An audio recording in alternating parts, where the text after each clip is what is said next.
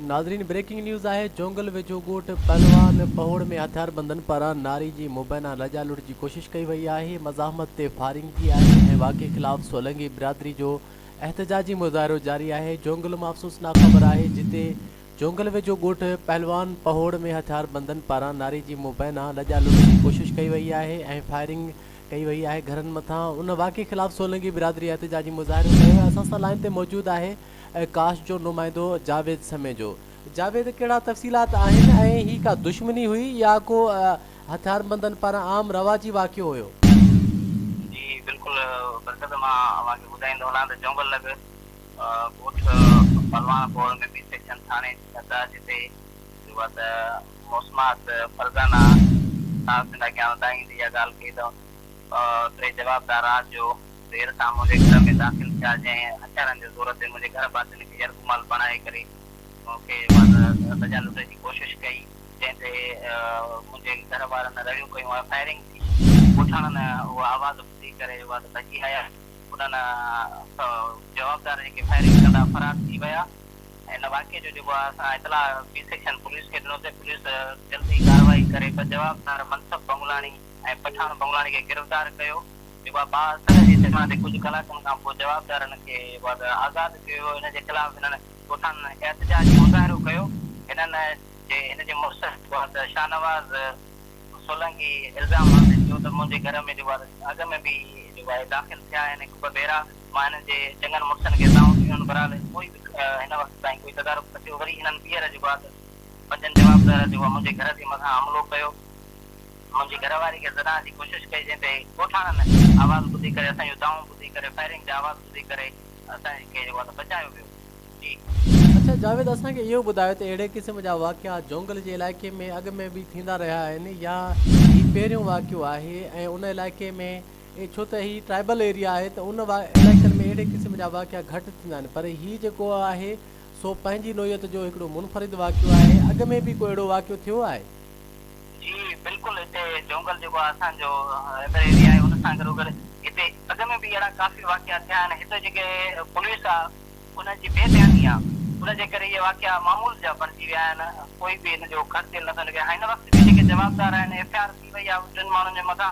Police उन्हनि इल्ज़ाम हयो आहे त पुलिस वॾी रिश्वत वठी करे जवाबदार खे आज़ादु करे छॾियो आहे। हिन वक़्तु जवाबदार पुलिस वटि क़ैद आहिनि। तव्हां सां सलाइन ते रहिजो। हीउ अफ़सोसनाक वाक़ियो आहे। जोंगल वेझो ॻोठ पहलवान पहोड़ आहे जिते हिकु ग़रीब औरत जी जेका घरवारी आहे उनजी लॼ लुटण जी कोशिशि कई वई आहे। असांखे काश जे नुमाइंदे जावेद समेजो ॿुधायो त अहिड़े क़िस्म जा वाक़िया मामूल बणिजी रहिया आहिनि लेकिन पुलिस पारां कंहिं बि क़िस्म जी कार्रवाई न थी रही आहे ऐं पुलिस जेको आहे उन्हनि माण्हुनि खे वेतर सपोर्ट कंदी आहे। उन्हनि माण्हुनि जी मुदाख़लत बासरनि जी मुदाख़लत ऐं जवाबदारनि खे आज़ादु कयो वेंदो आहे। अच्छा जावेद, असांखे इहो ॿुधायो त मीडिया जे तरफ़ां अहिड़ियूं ख़बरूं हाईलाइट करण बाबति छा इहे जेके ॾोहारी क़िस्म जा माण्हू आहिनि नुमाइंदनि खे या जेके माण्हू आवाज़ बुलंद कनि था उन्हनि खे हिरासत कनि था? बिल्कुलु मां ॿुधाईंदो वञा त असां वटि बि इहे जेको आहे सनी आहे उन्हनि जा जवाबदार जा पोता आहिनि। तव्हां जेको असांजे ख़िलाफ़ ख़बरूं हलायो था पिया अव्हांखे बि असां ॾिसी रहंदासीं। उन सां गॾोगॾु पुलिस खे बि उन्हनि इन शइ जूं धमकियूं ॾिनियूं आहिनि त जेको आहे असांखे तव्हां माण्हुनि जो आहे चवण ते फिरियाद ते असांखे तव्हां गिरफ़्तार कयो था। उन सां गॾोगॾु हिते जेको हिन वक़्तु सूरत हाल इहा आहे त हिते 62 जा उहे माण्हू आहिनि जेके हिन बि जेल खां आज़ादु गिरफ़्तार थियल माण्हू एसएचओ बी सेक्शन जावेद अबड़े आज़ादु करे छॾियनि। जो फिरियाद जो चवणु आहे त असां हिनखे जवाबदार पकिड़े करे ॿ ॾिना हुयासीं मनसब बंगलाणी ऐं जेको आहे पठान बंगलाणी। पुलिस ॻॾी रिश्वत 62 जे चवण ते जो हुननि खे आज़ादु करे छॾिया उहे असांखे धमकाए रहिया आहिनि। उन्हनि जो इहो चवणु आहे। अच्छा जावेद, अक्सर ईअं बि थींदो आहे त अहिड़े क़िस्म जे वाक़िअनि दौरान हिकिड़े पस मंज़र में ज़ाती ज़मीननि जा घरनि जा प्लॉटनि जा या ॾेती लेती जा मामलात हुजनि था, संगावती तकरार हुजनि था। छा इन वाक़िए में को अहिड़ो अंसर त मौजूदु न आहे? तव्हां पंहिंजे तरफ़ां हिकु सहाफ़ी जी हैसियत सां केतिरी तहक़ीक़ कई आहे? जी बिल्कुलु असां कल्ह उन इलाइक़े में विया हुयासीं रिपोर्टिंग करण जे हवाले सां। जीअं इहो मसइलो थियो हुते जेको इलाइक़े जा चोबोल हुया उन्हनि जो इहो चवणु हो त हिते कोई बि हिननि जी ज़मीन न आहे।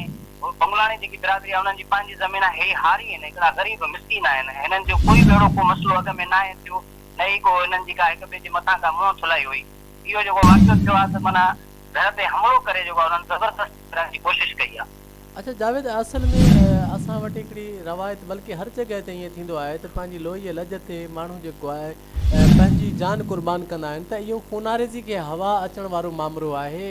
ख़ूनारेज़ी बि थी सघे थी त पुलिस छा रिश्वत तहत ख़ामोशी अख़्तियार करे थी या पुलिस जी जेकी करता धरता आहे उतां जे बासरनि जे हवाले आहे?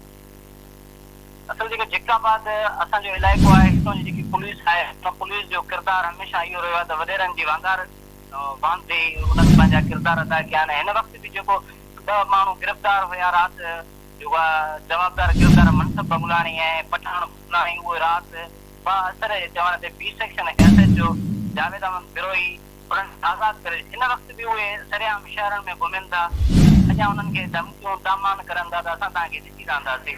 हिते जेको पुलिस जो किरदारु रहियो आहे उहो हमेशह नेगेटिव रहियो आहे, पॉज़िटिव न आहे रहियो।